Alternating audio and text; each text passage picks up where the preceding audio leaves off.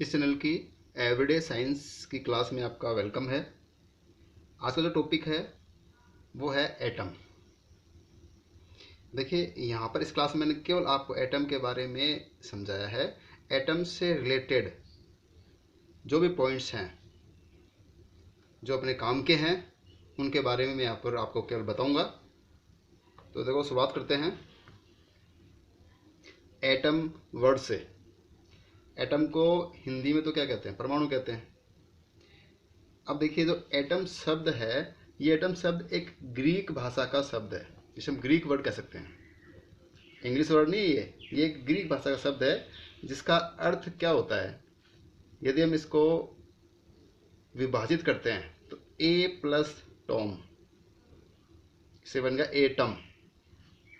ए का मतलब होता है ग्रीक भाषा में नोट और टम का मतलब होता है कट। तो इसका शाब्दिक अर्थ यदि हम देखते हैं तो ये निकलता है नोट कट, यानी जिसको हम काट नहीं सकते, जिसके टुकड़े नहीं कर सकते हैं। और उसको वन वर्ड में क्या बोलेंगे? अविभाज्य कण। यानी एक ऐसा कण है जो अविभाज्य है, जिसको हम आगे विभाजित नहीं कर सकते हैं। ये तो हो गया इसका शाब्दिक अर्थ। इस शब्द का अर्थ है वो मैंने आपको बताया है। अब देखिए आगे हम डिस्कस करते हैं कि इस परमाणु के बारे में सबसे पहले बताने वाले वैज्ञानिक कौन थे। तो वैज्ञानिक थे जॉन डाल्टन।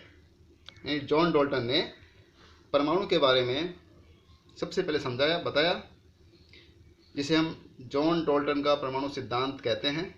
अब इस सिद्धांत के अंतर्गत उन्होंने क्या बताया? उन्होंने एक डेफिनेशन दी कि परमाणु किसी भी तत्व का, तत्व यानी पदार्थ हो गया, किसी भी पदार्थ का वह छोटे से छोटा कण, और कण कौन सा? अविभाज्य कण, जिसको हम आगे विभाजित नहीं कर सकते हैं, आगे टुकड़े नहीं कर सकते हैं, कण है जो रासायनिक क्रिया में भाग लेता है। रासायनिक क्रिया का मतलब हो गया कि जो एटम होता है ये किसी न किसी दूसरे एटम से जुड़ जाता है, जुड़ करके क्या कर लेगा? क्रिया कर लेगा।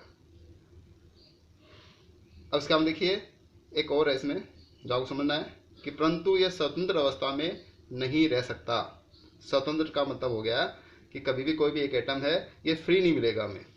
फॉर एग्जाम्पल, जैसे यहाँ पर एक एग्जाम्पल लिखता हूँ। ये H मैंने जो बनाया है, H हाइड्रोजन का प्रतीक है।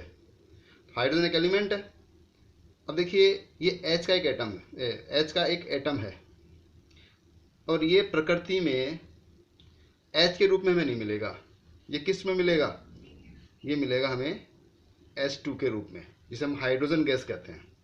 यानी गैसीय रूप में मिलेगा ये।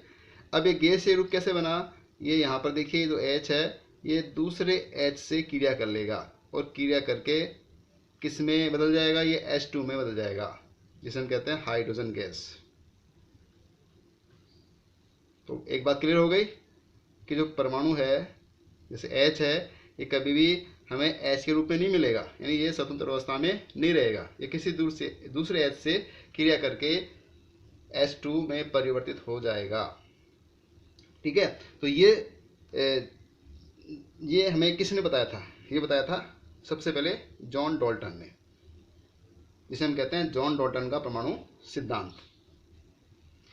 अब देखते हैं, देखिए आगे हुआ क्या। मैंने जॉन डाल्टन ने ये बता दिया कि परमाणु एक कण है जिसके हम आगे टुकड़े नहीं कर सकते। इसका मतलब ये होता है कि उस कण में आगे भाई उसके टुकड़े नहीं कर सकते, इसका मतलब उस कण में कुछ नहीं है। लेकिन देखिए हुआ क्या कि जैसे जैसे समय आगे बढ़ता गया वैसे वैसे तीन कणों के बारे में वैज्ञानिकों को पता लगा। तो वे तीन कण कौन कौन से थे? जिन्हें हम कहते हैं इलेक्ट्रॉन, प्रोटॉन, न्यूट्रॉन। ठीक है, इन तीन कणों के बारे में जैसे ही पता लगा तो जॉन डाल्टन की जो थ्योरी थी, जिन्होंने बताया था परमाणु के बारे में, ये गलत साबित हो गया।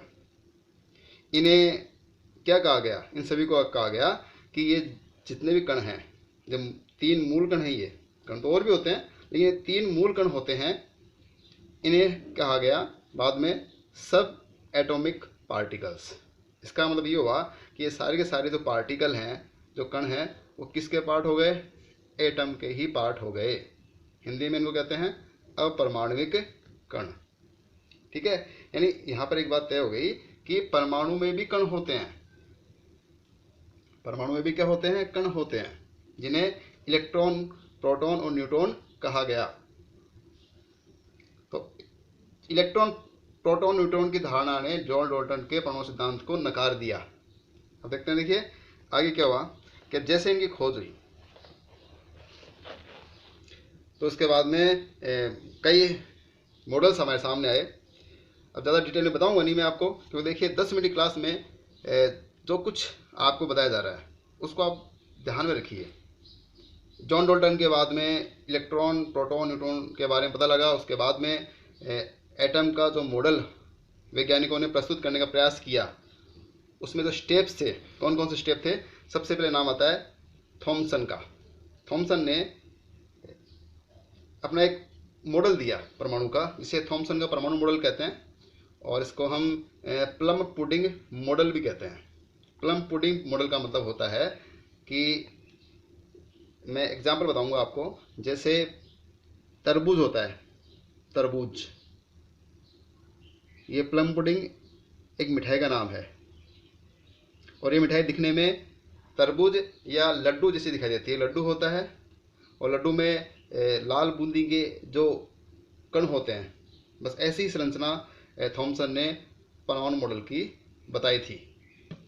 और इसी तुलना हम कर सकते हैं, तरबूज होता है, और तरबूज होता है, तरबूज में जो बीज होते हैं जगह जगह, ऐसा इसने बताया था। तो देखो होता क्या है, तरबूज का जो अधिकांश भाग होता है वो तो होता है पॉजिटिव प्लस, और तरबूज में जो बीज होते हैं वो होते हैं इलेक्ट्रॉन। ऐसा कुछ थॉमसन ने बताया था, जिसे प्लम पुडिंग मॉडल भी कहते हैं। तो आपको ध्यान सिर्फ ये रखना है कि थॉमसन का जो परमाणु मॉडल है वो किस नाम से जाना जाता है, प्लम पुडिंग के नाम से। इसके बाद देखिए, इसके बाद जो मॉडल आया वो आया था रदरफोर्ड का। रदरफोर्ड ने विशेष रूप से परमाणु के नाभिक के बारे में बताया था। तो नाभिक के बारे में बताने के कारण रदरफोर्ड के परमाणु मॉडल को हम कहते हैं परमाणु नाभिकीय मॉडल। अब देखिए इसका जो प्रयोग है आपको पता भी होगा, ये सोने की पतली जो चादर थी, पन्नी थी, उस पर अल्फा कणों का उपचार किया गया था रदरफोर्ड के द्वारा, और कुछ रिजल्ट प्राप्त हुए थे। उन्हीं रिजल्ट के आधार पर रदरफोर्ड ने एक मॉडल दिया था जिसे हम परमाणु का नाभिकीय मॉडल कहते हैं। इसके बाद में देखिए क्या हुआ, इसके बाद में एक सिद्धांत आया था। इसके बाद में हुआ क्या कि आपको सिर्फ इतना ध्यान रखना है, ये क्लास देखिए शॉर्ट एंड स्वीट है, आपको सिर्फ ये ध्यान रखना है कि रदरफोर्ड के परमाणु मॉडल के बाद में नील बोर ने अपना परमाणु मॉडल दिया था। तो नील बोर का जो परमाणु मॉडल था ये किस पर आधारित था, ये आधारित था, एक साइंटिस्ट हुए थे प्लैंक। प्लैंक ने क्वांटम सिद्धांत दिया था। तो प्लैंक के क्वांटम सिद्धांत के अनुसार, ये लिखी हुई परिभाषा देखिए, मैं लिखी है यहाँ पर, किसी वस्तु से प्रकाश या ऊष्मा जैसी विकिरण का उत्सर्जन होता है, यानी किरणें निकलती हैं, या अवशोषण होता है, वो किरणों को ग्रहण करते हैं। तो ये काम क्या होता है, लगातार नहीं होता है, कंटिन्यू नहीं होता है। तो कंटिन्यू नहीं हो करके ये छोटे छोटे पैकेट में होता है। छोटे छोटे पैकेट का मतलब छोटे टुकड़ों में होता है ये। तो प्रत्येक टुकड़ा क्या कहलाएगा, पैकेट कहलाएगा। तो इन्हीं पैकेट्स को हम क्या कहते हैं, क्वांटम कहते हैं। ठीक है, तो इसी क्वांटम के सिद्धांत पर नील बोर का परमाणु मॉडल आधारित था। अब देखिए सबसे लास्ट में बताऊंगा आपको कि इलेक्ट्रॉन, प्रोटॉन, न्यूट्रॉन, यानी क्वेश्चन कहाँ से आता है कंपटीशन एग्जाम में। इलेक्ट्रॉन का खोजकर्ता कौन था, इलेक्ट्रॉन की खोज की थी थॉमसन ने, प्रोटॉन की खोज की थी गोल्डस्टीन ने, और न्यूट्रॉन की खोज की थी चैडविक ने। और इन तीनों को याद रखने की जो ट्रिक है ये बता देता हूँ मैं आपको। जैसे ईंट पर नाचो गोल्डस्टीन होगा क्या, देखिए ई यानी क्या हो गया, ई का मतलब होता है इलेक्ट्रॉन, टी यानी क्या होता है थॉमसन, और एन यानी क्या हो गया, न यानी हो गया न्यूट्रॉन, और चैन हो गया चैडविक, और गोल्डस्टीन है प्रोटॉन के बारे में। 3 कण होते हैं, पार्टिकल नंबर 1 इलेक्ट्रॉन, 2 न्यूट्रॉन, और थर्ड क्या हो गया प्रोटॉन। ठीक है, इस ट्रिक से आप इनके खोजकर्ताओं का नाम याद रख सकते हो। तो ये छोटी सी क्लास मैंने आपको बताई है। ये देखिए एवरीडे साइंस की क्लास है, यानी आपको कम से कम हर टॉपिक का नॉलेज होना बहुत ज़रूरी है। जैसे एटम है, एटम के बारे में मैंने पूरा बताया आपको, शुरुआत से लेकर यानी इसके शब्द से लेकर के वर्तमान में हमारे सामने जो मॉडल है वहाँ तक मैंने आपको ये बताया है। तो नील बोर का परमाणु मॉडल है, ये वर्तमान में हमारे सामने है। थैंक्स।